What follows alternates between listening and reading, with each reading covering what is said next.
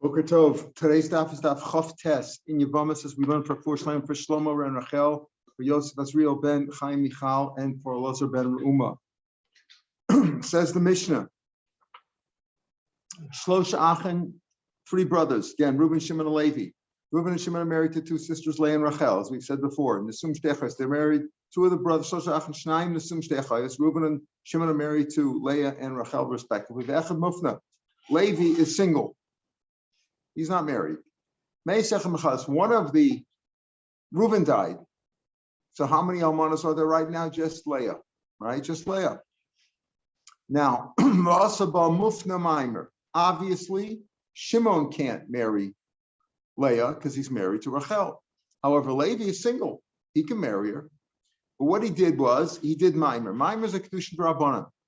Minatorah, way we hold like Beis Hillel.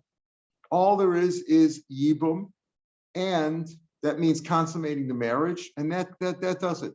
He consummates it, even against her will, if that's how it works out, and they're fully married at that point. Middle Rabbanan, the rabbi said, don't do it that way. Make a kedushin, give her a ring or a star. Obviously, if you did it with bia, that would consummate it. That would be Yibum, but give her a ring or a star. And make a kedushin rabbanan before you consummate the marriage. That's what the rabbi said. Beis Hillel says, okay, that's a kedushin rabbanan. And if he then decided to divorce her, that he didn't want to stay with her, he'd have to give her a get besides giving her chalitza. However, we'll see, Beis Shammai holds that the mimer is a daraisa. If you did mimer, you could do that. That's like a kedushin. So let's say he did mimer, meaning Levi did mimer on Leah, right? Now Shimon died. What does Levi have in front of him? He has mimer. He did mimer already on Leah, right? But now he's also got Rachel. Now, their sister. So according to Beis Hillel, it's a chotz kukoso. Okay, you did a mimer. That's a drabanan. You did a partial marriage. But the other one, it's not enough to take away the zika of Rachel. So we're back to a situation where a man has two sisters who fell to him deep at the same time. And the halach is, since a chosku kasa was like a chos ishtu, it's a chosku kasa rabbanan, but you need chalitza. You do chalitza, since it's an ishtu rabbanan, you do chalitza, not even. That's according to Beis Hillel. So this movement, now Shimon died and he's got Rachel and Leah. Shammai says, Shammai says, no, Mimer helps all the way. Mimer makes it like he's married already to Leah, and he stays with her. Ishtar Imo, he keeps her, and the other one's a chosisha with no chalitza. That's all. Why? Because it's like Levi is now married to Leah. Levi's married to Leah. He only did a partial marriage, but according to Beis Shammai, that's a deoraisa. And therefore, it's as if he's engaged her. It's some. We'll see. Is it an engagement or is it a full marriage? But it's an engagement, and he's married to her. And therefore, Rachel now fell to him. Now it's no different than if Reuben was married to Leah, and Shimon was married to Rachel, and Reuben died. Shimon can't marry Leah because he's married to her sister. You don't need chalitza or yibam. So Beis Shammai says that's Beis Shammai's going to be the discussion. He is the one who says that Mimer does make a kedushin even the oraisa. We'll see how far that goes. Rachel is free, correct. Exactly right. Beis Hillel, you got this 100%. Beis Hillel omrim, motzi es ishto beget. Wait. Beis Hillel says, motzi es ishto beget b'chalitza. No, Beis Hillel says, no, Mimer is only kedushin rabbanan. So midoraisa, Rachel and Leah are equal, basically, in the sense that they both have a zika to him. And it's like if Reuben and Shimon died at the same time, basically, and Reuben and Leah and Rachel both fell to Levi, then you get a chalitza. But over here, since he already did mimer since Levi did mimer on Leah, he has to give her a get for the mimer and the chalitza. The eishes achav b'chalitza. And he gives his wife, eishes achav, he gives her a chalitza, meaning, who does he give chalitza? To Rachel. Why? Because according to Beis Hillel, the mimer didn't do that much. It only meant that you got to give her a get now if you do decide to get rid of her. But the point is that it doesn't finish off the zika and say like he's married. Beis Shammai says it's like he's married to her. It's like he's married to Leah. And therefore, when Rachel fell to him, now when Shimon died, she goes out without Yibam or Chalitza. Whereas Beis Hillel says, no. You still need Chalitza on both of them because you haven't consummated the marriage yet. In fact, you also need a get on the one that you gave Maimer to on Leah. Zui Shamru says Beis Hillel, this is the one we said, Oilo al Ishto, Oilo al Ishtach. He loses them both. He lost his wife. Now he had given her Maimer, but unfortunately his brother Shimon died and left Rachel. So now he can't marry Leah and he can't marry Rachel. He loses both of them. Oilo al Ishto, Oilo al Ishtach. Zui Lemute Mai says the Gemara. What do you mean? This is the one that we said Oilo Ishto v'Zui. This is the one we said Oilo al Ishto, and not another one. Zui Lemute Mai Lemute Hachter Yeshua. The law of Din and Kavase El Ikar Belazer. The Gemara doesn't tell us what this is now, but if you look on Daf Kuf Tes Amid Aleph later on in the Masechta, which we're going to come to in a few months, there the Mishnah says as follows: if a man is married to two brothers married to two sisters who are Yisamos, it's only Kedusha Rabbanan, they're both married to 8-9-year-old sisters, and one of them dies.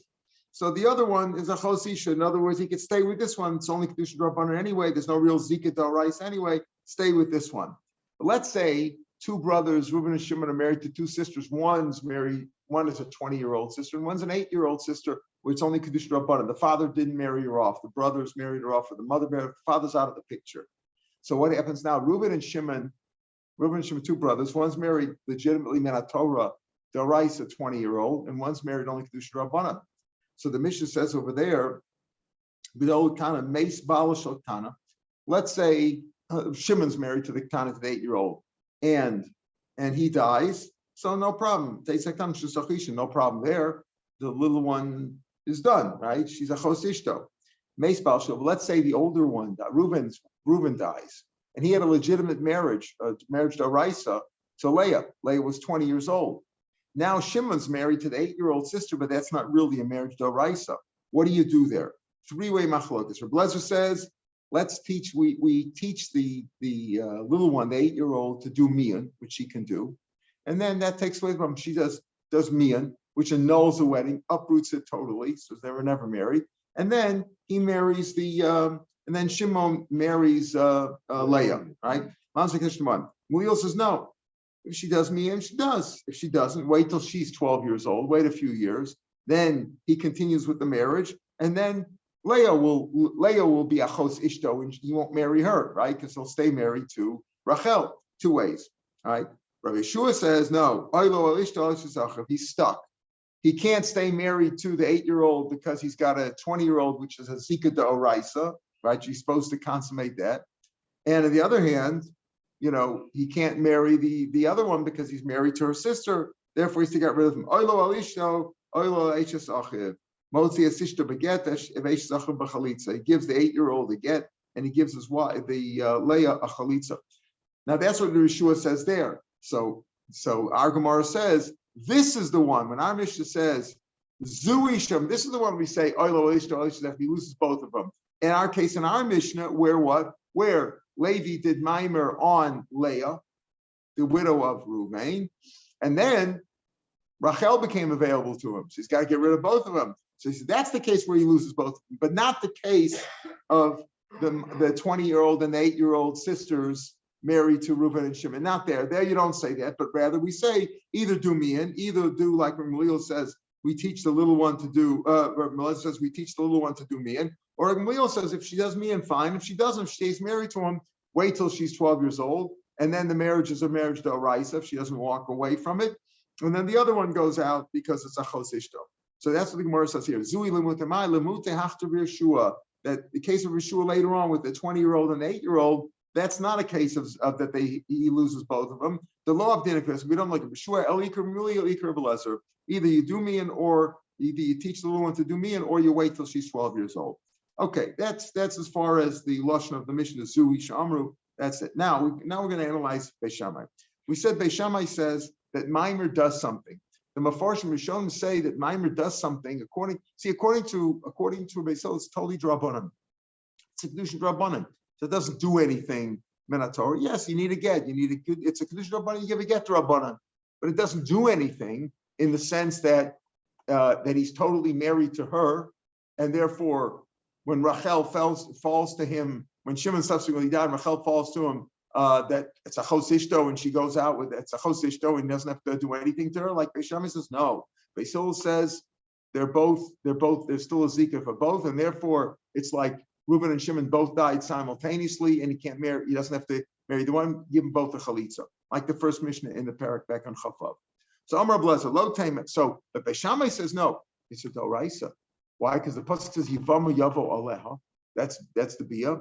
Ulakachalo Isha. From there, Beis Shammai learns. Says some of the Rishonim say Ulakachalo Isha that you have to make a kedushin too, right? And if you do kedushin, it's a doraisa. So how much does it do? Does Beis Shammai, when Beis Shammai says his wife is with him and the other girl is a chos isha, that's what the Mishnah says. She's a chos isha, no chalitza, no yibam, right? That's what he says.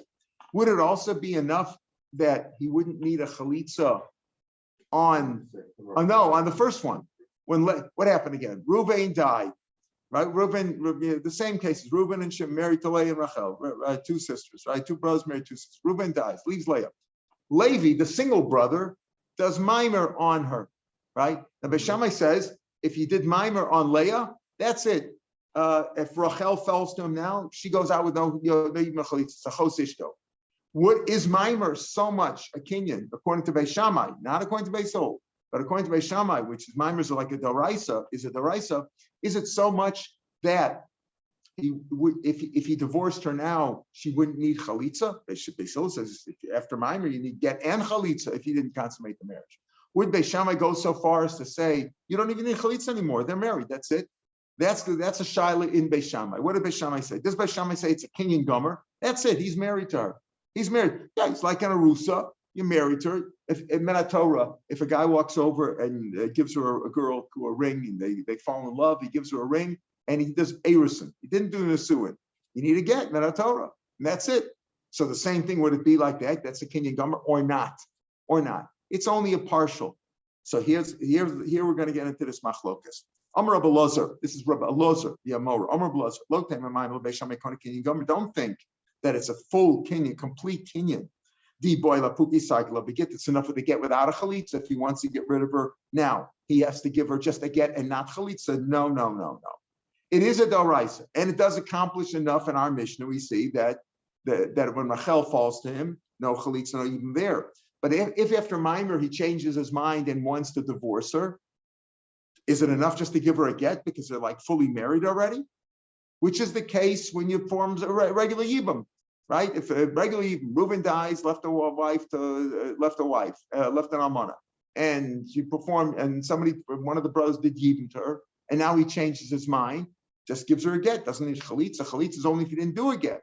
So does Rav Shammai go that far and say the same thing with mimer, that all you need is a get after mimer and not chalitza? Says Rabbi Elazar, no. All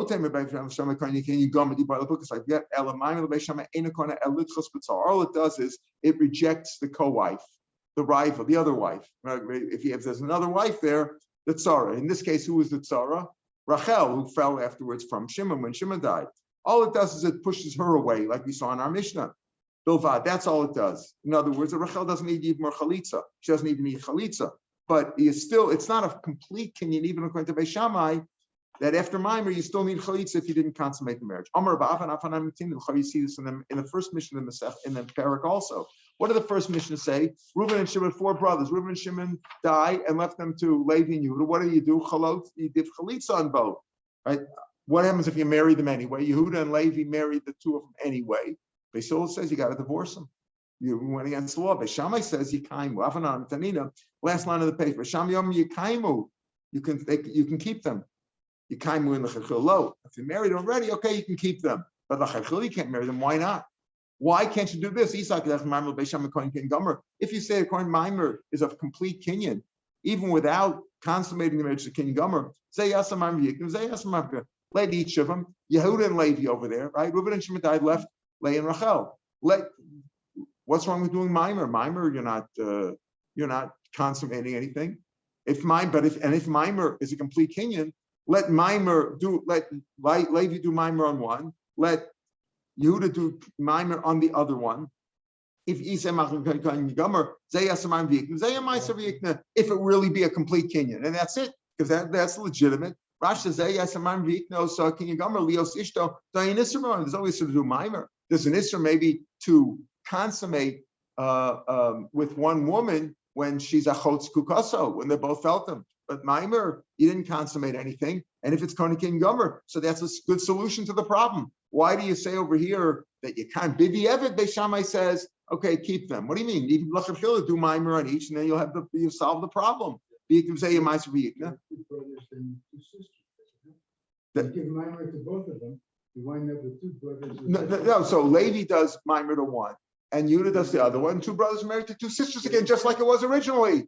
Right. Yaakov originally had two sons married to two sisters. Now his other two sons will marry their two sisters and do it legitimately if it works that way.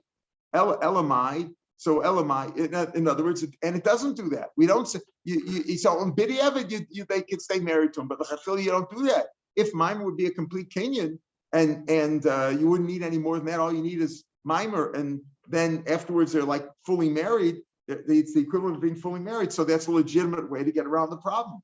The Gemara says, Elamai docha di Gemara. What are you saying? It's not a kona kinyan gomer, but you do say, Rabbi Elazar says, all it does is it pushes away the tzara. So the same problem. Elamai docha di Gemara. So zeya meiser ze yasamayim v'yitva ze yasamayim. Again, the same problem. Why do you say over there that b'di'evet yol yubid nafshila? Okay, if it doesn't consummate the marriage, so to speak. Maimer doesn't complete the marriage. Okay, but if it pushes away the tzara, that's still good enough. So in the first Mishnah too, when Reuben and Shimon both died simultaneously, and you had Leah and Rachel here, let one do Maimer on one, pushes away, let Levi do Maimer on Leah, so then it pushes away Rachel from being a Chos Ishto, and Yehuda will do it on the other one.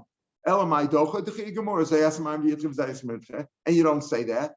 Elamai schem, what do you have to say? Maimer de teir dochi d'israel dochi. I'll tell you what it is. Even if you say that Maimer does something, even if you say Maimer does something, according to Beis Shammai, clearly it does. That's only if you did it behetra, like in our Mishnah, where Ruvain died first and Leah was available. He could have married her, and he gave her Maimer, legitimate. The Isur lo dachi. Oh, very good, because there's only one. In the first Mishnah, Reuben and Shimon both died simultaneously or near each other, when both of them fell at the same. Both of them were there available. Then it's also because achos kuaso. So that kind of a Maimer doesn't work. That doesn't work at all. So even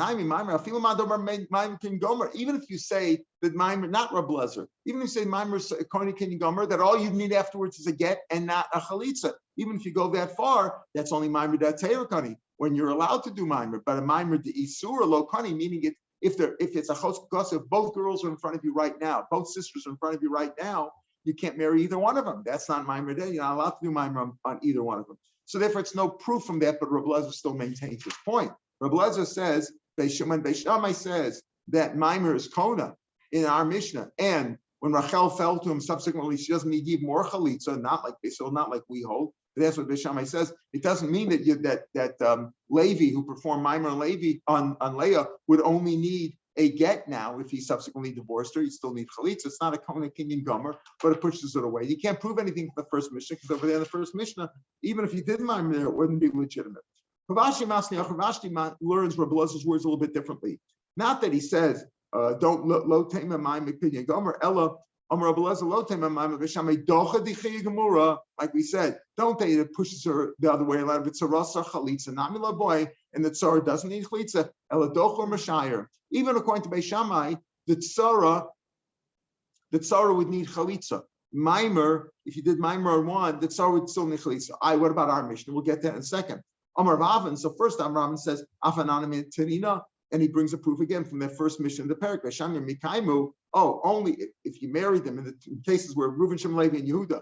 Reuben and Shimon died. Levi and Yehuda married them anyway, even though they're not supposed to. Achos kugaso, keep them married. You can stay married. You can't. Mikaimu en lechafil lo. Like we said before, if according to Beis Shammai, Maimer pushes them the other way, rejects the other one. So like we said before, let each one, let Yud and Levi both do Maimer on, push the other one away, and then they could marry this one. All right. So what do you see? So therefore, it's not. We don't say that in the first mission. We said b'di'evet if you married them, fine. But you don't say l'chachil do a Maimer. Each one should do a Maimer, push the other one. You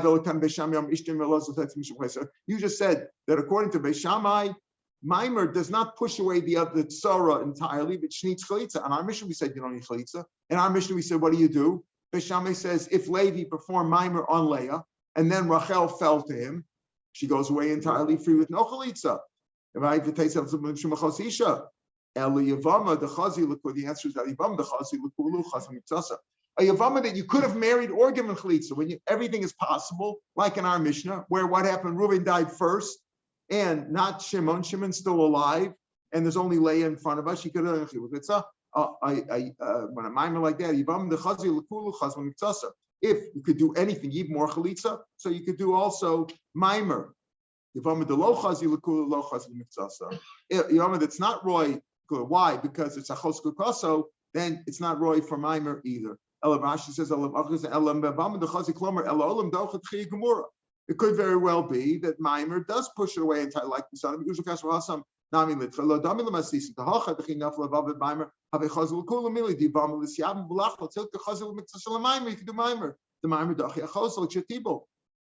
Beis Shammai holds. But over there in the first Mishnah, where Leah and Rachel both fell to you at the same time, each one is a chotz kukas, so you're not allowed to do anything. You're not to yibam, right? And you can't do yibam at all. You don't have a choice of yibam or chalitza. You can't do yibam. It's a chotz kukasim and rabbanan. Therefore, you have to do chalitza, and mimer doesn't help over there. So therefore, you can't prove anything from the first Mishnah. But Rabbi Lazar, I'm saying it's Rabbi Lazar as opposed to Rabbi Eliezer, a Tana that we're going to have later on. Lazar holds that, according to Beis Shammai, even though the mimer pushes the tzara away when it's a legitimate mimer, pushes the later tzara away, that's a chotz sulfasa, she doesn't need chalitza at all, but still it doesn't mean it's complete kedushin, and you would still need a chalitza together with the get if he subsequently decides to get rid of the one that he gave mimer to. He did mimer, he did in our Mishnah, he did mimer legitimately on Leah. He did mimer legitimate Leah. It's a legitimate marriage. Now, what he should do is consummate the marriage and perform yibum, which consummates the marriage and he continues on. However, if he decides now he doesn't like her and wants to get rid of her, he has to give her both a get because he gave her the mimer and regular chalitza because he hasn't consummated the yibum yet. That's for sure according to Beis Hillel. According to Beis Hillel, for sure you need yibum, you need chalitza and a get because the mimer doesn't do anything. In fact, you still need chalitza on the tzara according to Beis Hillel. But even according to Beis Shammai, in this opinion of Beis Shammai is that the mimer is to something d'oraisa, but still you'd still need chalitza according to Rabbi Lazar's interpretation of Beis Shammai. However, as we said before, there is a shita. Kinyan Gomer. Kinyan Gomer, as we'll see, means you don't even need chalitza afterwards if he changes his mind. Boy, Rabbi asked this question. Mimer Beis Shammai. According to Beis Shammai holds that mimer is a d'oraisa, right? So what does it do? Nesuin also doesn't make nesuin, and as it takes the place of the chuppah. It's like they're fully married. And if he now, let's say, forces himself on his wife, disgusting as it is, but I'm saying he forces himself on his wife, he's married to her already. So it doesn't make him a nesuin, and you don't need a chuppah now. Or erisin also only makes erisin in the sense that he still needs chuppah and he can't force himself on his wife. If he forces himself on his wife, that's not yibam because it's only because the mimer made erison, and now he still needs a proper chuppah. Amalei Abaya, I understand. What's the difference? He makes mimer, and you're asking is to make the suin or erison. Gabi what Allah? Are you saying it's like he's more married to her, right? Ulatamila, and if he's a Kohen, it's his wife, and he would be coming to her if she died. Ulai for the Duran to break in the Durham. Hashta Rusa Alma, regular Rusa, Tanner of Chia, Ishta Rusa, lo onein, velo metamila. He doesn't keep availus for it, meaning if he's an onein, he's not an onein, and he wouldn't he wouldn't be usher in kachim and onein the first day after the funeral, first day after death, he can't eat kachim, assume he's tamei. Velo metamila. And in other words, if he's a Kohen and he's only engaged to his wife, Erison, he doesn't go to her funeral. She's not an onain, she could eat kachim. She doesn't really have a lach of tumah. Women Kohanim, daughters of Kohanim, don't have a prohibition of becoming tamei like men. Men Kohanim aren't allowed to go to a funeral, right? But women are. women don't have that issue. But he just completes it. He says she doesn't have to become tamei for him. Rashi says, or maybe you're speaking about the time of the Chagim, when everybody's supposed to not become tamei. So here he says that below mitamei regel she Yisrael so maybe there she's also she's not supposed to become tamei there. So here also, if she's married, she's not really married to him. Mesa, if she dies, and Yorsha, he's not Yorsha. Normally, a husband inherits his wife. He's not a husband yet. It's only a Rusa. So, and Mesu, if he dies, go with Ksubasa. She does collect the Ksuba if the Ksuba was written that way. That the Ksuba said that if you die even from Erison, like the Ksuba of a Maimer, boy. I don't understand your question. You're asking, does Maimer make Nesuin or Erison? Which one does it do? Is it only Erison? Look, I'll be what halacha. Even if you're married to a Raisa, regular Arusa doesn't get these advantages, right? He's not Mitame Tur, etc. So a Maimer, which is only Drabanan Lachar, or even if you say it's the Raisa, it's certainly not like a regular Arusa of a Maimer mi boy. Belling Mr. L'chuppah. Oh, so maybe it means like L'chuppah, mine the Suin also. Does it make an Suin? You don't need L'chuppah. And if he forces himself on his wife, they're already married. Oh, Dilma Erison also, boy, Mr. L'chuppah. Or maybe Maimer is still Erison, and you still need effectively a chuppah. I'm like, I understand. What do you need a chuppah for? Hashtul of mom, even if you didn't do a mime, except Pasuk says Yivami Yivoleh Bal Kachach, that it works even against her will. You don't need a regular chuppah. You don't need a regular wedding. Of a mimer, me boy. So how could mimer even even if you didn't do mimer, you don't need nesuin. So what do you care if you did? If this mimer is a question that that effectively takes the place of the chuppah, and you don't need a chuppah. I'll tell you why. If you didn't do mimer, you just followed the right, so you're right. So you don't need a chuppah. But if you did mimer, so then the zika departs, right, flies away, so to speak.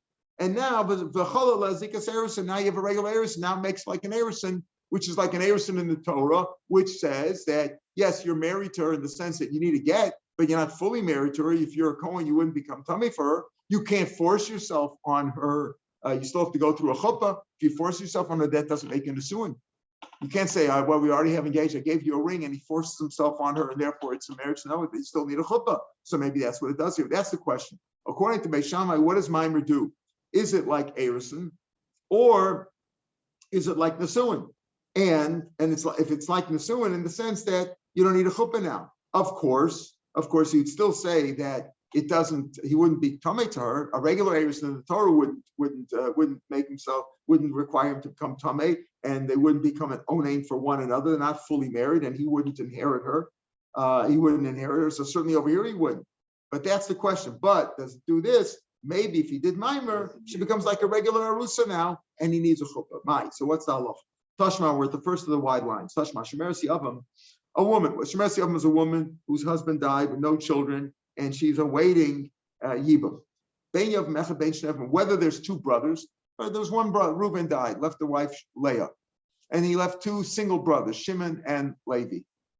Now, what happens over there? Whether there's one brother, just Shimon, there was no other brother, or whether there's two brothers, Reb Lezer Omer Yefer. Reb Lezer says, you know what? Either one of them can break her nadarim. Breaking a nadarim is usually only if you're married to the woman. Breaking a nadarim bein oven up. Yeshua says no lechem l'shem. Only if there's one brother. There's one brother, he's for sure going to be the oven. So he has the power to break it. If there's two brothers, each one has a weaker bond. Because can't break it before he gets married. Oh, that's the question. That's the question. That's what he says he could. So Reb Lezer says he could break it. Yeshua says only if there's one brother. There's three of machlokes. Rekiva says lo lechem lo l'shnayim. That's taka the halacha. What you're saying is the halacha can't break the net at all, even if there's only one brother. Reuben died, left one wife, Leah, one brother, Shimon. Shimon cannot break her nadarim yet. That's Rabbi Kiva's opinion. And we analyzed this. We said, look, Bishlam, Rabbi Kiva, I understand Rabbi Kiva, suffer Ein Zika. Rabbi Kiva holds that Zika, when we say Ein Zika, this machotz, we're back on the side. Yesh Zika, Ein Zika. There's definitely a bond there of some sort because the Torah said she can't go marry somebody in the shuk without even more chalitza. There is a bond there, but how much does it do? Is it like they're married or not? So Rabbi Kiva says they're not married. Like you said, they're not married. They're not married. You can't break her nadarim. Very simple. Ein Zika. Afilu lachat. Even if there's only one brother. Rabbi Yeshua, He holds in between. If there's one brother, there is a stronger zika because he's the one who has to perform yibum chalitza. He can. If there's two brothers, no, because you don't know which one. Therefore, each one of them has a weaker bond, and neither one of them can break the nut. El Rabbi Lezer, this is Rabbi Eliezer. Rabbi Lezer ben Hirkness, the Tana. Before we talk about Rabbi Lezer explaining Beshama, this is Rabbi Lezer. El Rabbi Lezer, and he nam diksav yeshika. Rabbi Lezer says, okay, he holds yeshika. There is a bond, but Bishlam al-Chad, I understand. There's one brother, he's going to break it. If there's two brothers, Shimon and Levi, how can either one of them break her Nadarim? How is she more married to one than the other? It's a weaker connection. Ravami explained, it's speaking about where the one brother of the two brothers, one of them made Maimer. That's why it works according to Rabbi Lezer. And it goes like Beshamu says that Maimer is Kona Kinyan Gomer, that it's like they're married, and subsequently you wouldn't even need Chalitza. Take a look at Rashi. I see here the portion talk about this, but if you look at when he said the question is, does it make Erison or Nesuin below boy Monsieur Lechupa dim bala balkocha below chupa kani the boy sula puke begita sagila, right? That it's enough if he married her. So here again, if below boy Monsieur Lechupa, and if he married her works, and you wouldn't need a get. So that's the question over here. How much does it work? How much does the kinyan work? And here he says, oh, because Misham says kinyan gemer, and therefore that's how it works. Now, if you say in this question, does Maimer make Nesuin or Erison? If you say Nesuin Mishmachi, that's how you can break her Nadarim. Eliyamer Erison, if all it does is Erison, how can you break her Neder anyway? Even if he did Maimer, right? But if Maimer only does Erison, can an engaged person break his fiance's alone? We learn that only works when she's up to 12 and a half. If she's 20 years old, he can't do it anyway. But even when it works, it only works with her father. That together they break the door. So and here you just said what? Yefer alone, he can break the Nadarim. How does that work? My Mefer. This means he can break it together with the father. So when Rabbi Lezer says, when we say Rabbi Lezer says even one brother, two brothers, even if there's two brothers, they can break down. What does that speak about? If the one brother did Maimer, and even if you say the Maimer only does Erison, he did it together with the father. So it's no proof from here that Maimer does Nesuin. You want to say that make Nesuin is the equivalent of Nesuin.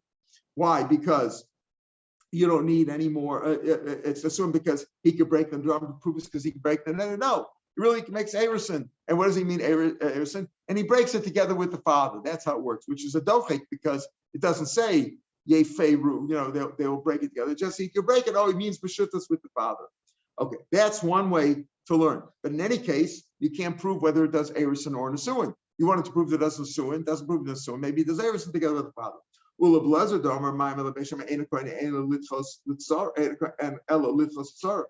to Rabbi Lezer, we said at the beginning, Rabbi Lezer, not Rabbi Eliezer. According to Rabbi Lezer, said even according to Beis Shammai, it doesn't make a full kinyan. All it does is that it pushes away the tzara. You'd still need a chalitza there too if he just changes his mind. It just pushes away the tzara, meaning that the tzara you don't have to do even more chalitza on. You don't have to do chalitza on. But it's not a full kinyan even for the one that he did Maimer on. Bavad, am I made for B'shufas? Why would he break B'shufas? He's not married to her. All it does is it pushes away the tzara, but he's not even really married to her. It doesn't even do Eris in Menat Torah. So Bavad, am I made for B'shufas? It doesn't have the power even of Erison.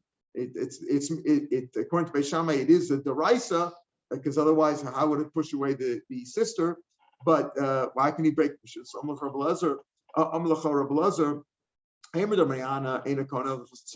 When I talk about only that pushes away, in other words, I'm saying there, all it does is it pushes away the tzara, is meaning that for this woman, the woman you did Maimer on, it's not enough to give her a get for the Maimer. You still have to give her chalitza. It pushes away the tzara, but you still need a chalitza on this one if you change your mind. That's what I'm talking about. Right? That's what I mean. But that I say that I talk about anything about breaking the Nadarim, maybe you could break the Nadarim. I'm not talking about that. I mean only when I said that it's not a kinyan gomer in the sense that if you change your mind after the mimer, you still need a chalitza in that sense, that the get alone is not, that's what I'm talking about. I'm not talking about breaking the nadarim. Maybe you could break the nadarim. I'm not talking about that. It's not a kasha on me. You ask a kasha on me. If I only say it's on the lichlas asara, how can you break it b'shuttas? The answer is you can break it b'shuttas. I'm not talking about, it does give you some power, it pushes away the tzara. I'm just saying it's not enough. It's not a full marriage in the sense that you still need a chalitza. I love for me. I'm not talking about b-boy same, or I could give a different answer. Or Nachma Yitzchak Minecha. You're asking a kasha on me. According to Nachma Yitzchak, what did he say? His answer was that he breaks it b'shutfus, right? Amar Nachma Yitzchak, Rav Meir said, "What's going on, Maimer?" What did Nachma Yitzchak say? Nachma Yitzchak mefer b'shutfus. According to Nachma Yitzchak, it's such a good answer. Minecha miktani yefer. It doesn't say yeferu. They will break it. Him and the father-in-law will break it. Her father and the fiance will break it. Yefer tani. He says mashma yefer. Only one. Says, you know what the pshat is over here? Allah Mayaskinan could go and sha'amda bedinu paskins us. What happened was this Yivama, this guy made mimer on her, according to Beishami, according to Beisol, even if he didn't make mimer, right? I feel below mimer. Ravami, I mean, I said even without mimer, the mimer doesn't do much. Ravami, even after mimer, he didn't want to marry her. He walked away. He didn't want to marry. He didn't want to give her chalitza, and he walked away. She became like an aguna. She went to court, and the courts then did something. Shamda bedin upaska mazonos, and they said, okay, Mishalo, he has to support her. Once he has halacha that he has to support her, and he ran away, right? Mehashta, she's considered her husband in this sense. Meaning, over here you did mimer. The Didi, he says that I hold that the mimer doesn't do that much, and according to Ravami, it was after the mimer. According to Ravami, says he did mimer. Speaking mimer, I'm just talking about even the into mimer. What happened was over here, he went to court. She went to court. He didn't want to marry her. He didn't want to give her chalitza or yibum, and she went to court. And they decided that if he ran away, she could take. She's entitled to his money. She's entitled to get support from him. They can go after his assets. The mehash, they sanction him, right? And the mehash to balu, in this sense, he's her husband. In this sense, valdas. So he makes an adarim on the condition that he'll agree, and in that sense, that's why he can break an adarim, because it doesn't say break it with the father-in-law. It's not a case like this. In either case, our question is not answered. The question was, does it make a nesuin or erison? Does it make it like erison? You say, well, even a regular yevamot doesn't need nesuin. All he does is make even. That's it. Yes, but maybe he makes it into erison, and now you need a chuppah. And without a chuppah, he can't force himself upon her. Or do you say no, that it's like nesuin, and therefore, if he forces himself upon her, you don't need any more chalitza. You don't need more chalitza, even if you hold like Rabbi Lazar. So the question, even if you hold like Rabbi Lazar, that it doesn't make a kinyan gomer. But if once he consummates the marriage, then for sure you don't need a get because you already did nesuin. Or do you say no, that mimer sets it back and makes it like a regular rusa, and you need a chuppah now. So we tried to prove that you need that it doesn't assume from the fact that he's breaking a darm. So we had two answers. One is no, he's only breaking it with the father-in-law.